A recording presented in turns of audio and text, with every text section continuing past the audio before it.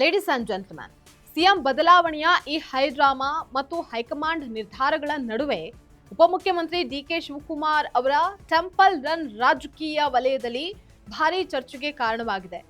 ಇದರ ಬೆನ್ನಲ್ಲೇ ಇದೀಗ ಮಂಗಳೂರಿನಲ್ಲಿ ನಡೆದಂತಹ ಪಿಲಿನಕಲಿ ವೇದಿಕೆಯಲ್ಲಿ ಡಿಕೆಶಿ ಅವರು ಸಿಎಂ ಆಗ್ತಾರೆ, ರಾಜ್ಯದ ಮುಂದಿನ ಮುಖ್ಯಮಂತ್ರಿ ಡಿಕೆ ಶಿವಕುಮಾರ್ ಅಂತ ಹೇಳಿಕೆ ನೀಡಿದಂತಹ ಕಾಂಗ್ರೆಸ್ ಪಕ್ಷದ ಪ್ರಭಾವಿ ನಾಯಕ ಯುವ ರಾಜಕಾರಣಿ ಮಿಥುನ್ ರೈ ಹೇಳಿಕೆ ಇದೀಗ ಎಲ್ಲೆಡೆ ವೈರಲ್ ಆಗ್ತಾ ಇದೆ. ಇದ್ರ ಬಗ್ಗೆ ಕಂಪ್ಲೀಟ್ ಡೀಟೇಲ್ಸ್ ಅನ್ನ ನೋಡ್ತಾ ಹೋಗೋಣ. ವೀಕ್ಷಕರೇ, ನೆಲ ಜಲ ಭಾಷೆಗಾಗಿ ಪ್ರಾಮಾಣಿಕ ಪತ್ರಿಕೋದ್ಯಮ. ನೀವು ನೋಡ್ತಾ ಇದ್ದೀರಾ ಫೋಕಸ್ ಟಿವಿ. ನಾನು ನಿಶ್ಚಿತ.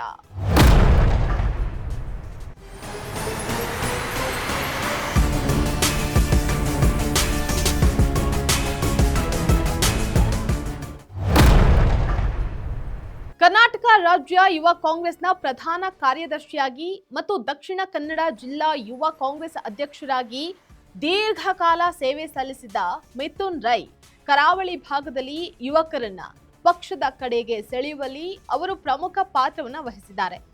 ಹಾಗೆ ಇವರು ಡಿಕೆ ಶಿವಕುಮಾರ್ ಅವರ ಅತ್ಯಂತ ಆಪ್ತ ವಲಯಗಳಲ್ಲಿ ಗುರುತಿಸಿಕೊಂಡಿದ್ದಾರೆ ಅನ್ನೋದ್ರಲ್ಲಿ ಎರಡು ಮಾತಿಲ್ಲ.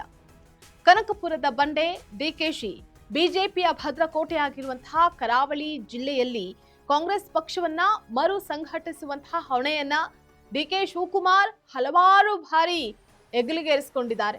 ರಾಜ್ಯ ರಾಜಕೀಯ ವಲಯದಲ್ಲಿ ಸಂಚಲನ ಮೂಡಿಸಿದ ಸಿಎಂ ಬದಲಾವಣೆಯ ವಿಚಾರ ಅತ್ಯಂತ ತೀವ್ರ ಸ್ವರೂಪದ ಚರ್ಚೆ ಹಾಗೆ ಸಂಚಲನಕ್ಕೆ ಕಾರಣವಾಗಿದೆ. ಕಾಂಗ್ರೆಸ್ ಹೈಕಮಾಂಡ್ ಮಟ್ಟದಲ್ಲಿ ನಡೆದಿರುವಂತಹ ಸರಣಿ ಸಭೆಗಳ ಬೆನ್ನಲ್ಲೇ ರಾಜ್ಯ ರಾಜಕಾರಣದಲ್ಲಿ ದೊಡ್ಡ ಮಟ್ಟದ ಬದಲಾವಣೆ ಎದ್ದು ಕಾಣ್ತಾ ಇದೆ. ಇತ್ತೀಚೆಗೆ ಮಂಗಳೂರಿನಲ್ಲಿ ನಡೆದಂತಹ ಪಿಲಿನಲಿಕೆ ಉತ್ಸವದ ವೇದಿಕೆಯಲ್ಲಿ ಡಿಕೆ ಶಿವಕುಮಾರ್ ಅವರು ಮುಖ್ಯ ಅತಿಥಿಯಾಗಿ ಭಾಗವಹಿಸಿದ್ರು. ಈ ವೇಳೆ ಕಾರ್ಯಕ್ರಮದ ಸಂಘಟಕರು ಕಾಂಗ್ರೆಸ್ ಪಕ್ಷದ ಪ್ರಭಾವಿ ನಾಯಕ ಮಿಥುನ್ ರೈ ಡಿಕೆಶಿ ಅವರನ್ನ ರಾಜ್ಯದ ಮುಂದಿನ ಮುಖ್ಯಮಂತ್ರಿ ಅಂತ ಘೋಷಿಸಿ ಜೈಂಕಾರ ಹಾಕಿದ್ರು. ಕರಾವಳಿ ಭಾಗದಲ್ಲಿ ಡಿಕೆಶಿ ಅವರಿಗೆ ಸಿಕ್ಕಂತಹ ಈ ಅದ್ಧೂರಿ ಸ್ವಾಗತ ಮತ್ತು ಸಿಎಂ ಘೋಷಣೆ ಆಗಿನ ರಾಜಕೀಯ ವಲಯದಲ್ಲಿ ದೊಡ್ಡ ಮಟ್ಟದ ಚರ್ಚೆಯನ್ನು ಹುಟ್ಟುಹಾಕಿತ್ತು. ಆದ್ರೆ ಈಗ ಆ ಮಾತು ಈಗ ನಿಜವಾಗ್ತಾ ಇದೆ ಅನ್ನುವಂತಹದ್ದು ರಾಜಕೀಯ ವಲಯದಲ್ಲಿ ಕೇಳ್ಬರ್ತಾ ಇದೆ. ಮಂಗಳೂರು ಭಾಗದ ಯುವ ನಾಯಕರಾದ ಮಿಥುನ್ ರೈ ಸೇರಿದಂತೆ ಹಲವು ಕರಾವಳಿಯ ಯುವ ಮುಖಗಳಿಗೆ ಡಿಕೆ ಶಿವಕುಮಾರ್ ಗಾಡ್ ಫಾದರ್ ಆಗಿದ್ದಾರೆ. ಮಂಗಳೂರಿನಲ್ಲಿ ಕಾಂಗ್ರೆಸ್ ಕಾರ್ಯಕರ್ತರಿಗೆ ಶಕ್ತಿಯನ್ನ ತುಂಬೋದಕ್ಕೆ ಡಿಕೆ ಶಿವಕುಮಾರ್ ಸದಾ ಮುಂಚೂಣಿಯಲ್ಲಿ ಇರ್ತಾರೆ.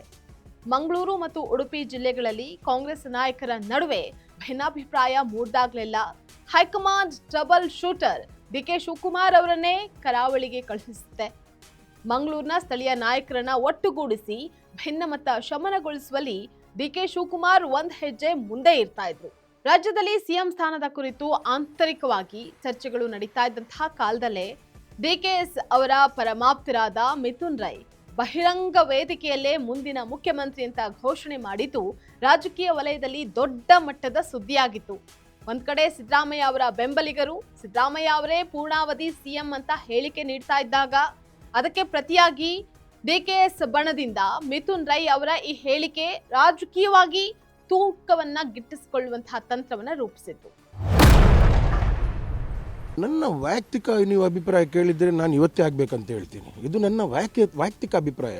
ಈಗ ಸುಖಪಾಲ್ ಅವರು ತಾವು ಮೀಡಿಯಾದಲ್ಲಿದ್ದೀರಾ, ತಮ್ಮಲ್ಲಿ ತಮ್ಮ ವೈಯಕ್ತಿಕ ಅಭಿಪ್ರಾಯ ಇರ್ತದೆ. ತಾವು ಮೀಡಿಯಾದಲ್ಲಿ ಪ್ರಚಾರ ಮಾಡುವಾಗ ಒಂದು ಹೇಳ್ತೀರಾ, ಆದರೆ ನಿಮ್ಮ ಮನಸ್ಸಿನಲ್ಲಿ ಒಬ್ಬ ನಾಯಕ ಅಂತ ಇರ್ತಾನೆ, ಒಬ್ಬ ಪಿಕ್ಚರ್ ಆ್ಯಕ್ಟರ್ ಅಂತ ಇರ್ತಾನೆ, ಅವನ ಪರವಾಗಿ ಕೂಡ ನೀವು ಮನಸ್ಸಲ್ಲಿ ಇರ್ತದೆ. ಇದು ನನ್ನ ವೈಯಕ್ತಿಕ ಅಭಿಪ್ರಾಯ. ನನ್ನ ರಾಜ್ಯದ ಅಧ್ಯಕ್ಷರಾದಂಥ ಡಿಕೆ ಶಿವಕುಮಾರ್ ಈ ರಾಜ್ಯದಲ್ಲಿ ಕಾಂಗ್ರೆಸ್ ಪಕ್ಷ ಅಧಿಕಾರಕ್ಕೆ ಬರಲಿಕ್ಕೆ ನಮ್ಮ ಕಾರ್ಯಕರ್ತರನ್ನು ಒಗ್ಗೂಡಿಸಿ ಎಲ್ಲ ಬೂತ್ ಸಮಿತಿಗಳನ್ನು ಮಾಡಿ ಭಾಳಷ್ಟು ಶ್ರಮ ಪಟ್ಟಿದ್ದಾರೆ. ಅವರಿಗೆ ಅವರು ಮುಖ್ಯಮಂತ್ರಿ ಆಗಬೇಕೆಂಬುದು ನನ್ನ ಆಸೆ, ನನ್ನ ಸಂಕಲ್ಪ, ನನ್ನ ವ್ರತ, ನನ್ನ ಎಲ್ಲ ಕೂಡ ಅದರಲ್ಲಿ ಉಂಟು. ಕರ್ನಾಟಕದಲ್ಲಿ ಕಾಂಗ್ರೆಸ್ ಸರ್ಕಾರ ಅಧಿಕಾರಕ್ಕೆ ಬಂದಾಗ್ಲಿಂದಲೂ ಸಿದ್ದರಾಮಯ್ಯ ಮತ್ತು ಡಿಕೆ ಶಿವಕುಮಾರ್ ಅವರ ನಡುವೆ ಮುಖ್ಯಮಂತ್ರಿ ಸ್ಥಾನದ ಹಂಚಿಕೆ ಅಥವಾ ಬದಲಾವಣೆಯ ಕುರಿತು ಆಂತರಿಕವಾಗಿ ಮತ್ತು ಬಹಿರಂಗವಾಗಿ ಹಲವಾರು ಚರ್ಚೆಗಳು ನಡೀತಾನೆ ಇದೆ. ಇದೆಲ್ಲದರ ಮಧ್ಯೆ ಇದೀಗ ರಾಜ್ಯ ರಾಜಕೀಯ ವಲಯದಲ್ಲಿ ಸಿಎಂ ಕುರ್ಚಿ ಪೈಪೋಟಿ ಹೆಚ್ಚಾಗಿತ್ತು. ಸಿಎಂ ಡಿಕೆಶಿ ಆಗ್ತಾರಾ ಇಲ್ಲ ಕಹಾನಿ ಮೇ ಟ್ವಿಸ್ಟ್ ಅನ್ನೋ ತರ ಕೊನೆ ಕ್ಷಣದಲ್ಲಿ ಬದಲಾವಣೆಗಳು ನಡೆಯುತ್ತಾ ಅನ್ನುವಂತಹದನ್ನ ಕಾದ್ ನೋಡ್ಬೇಕು. ಇದಾಗಿತ್ತು ಈ ಕ್ಷಣದ ಪೊಲಿಟಿಕಲ್ ಅಪ್ಡೇಟ್. ನೆಲ ಜಲ ಭಾಷೆಗಾಗಿ ನೋಡ್ತಾ ಇರಿ ಫೋಕಸ್.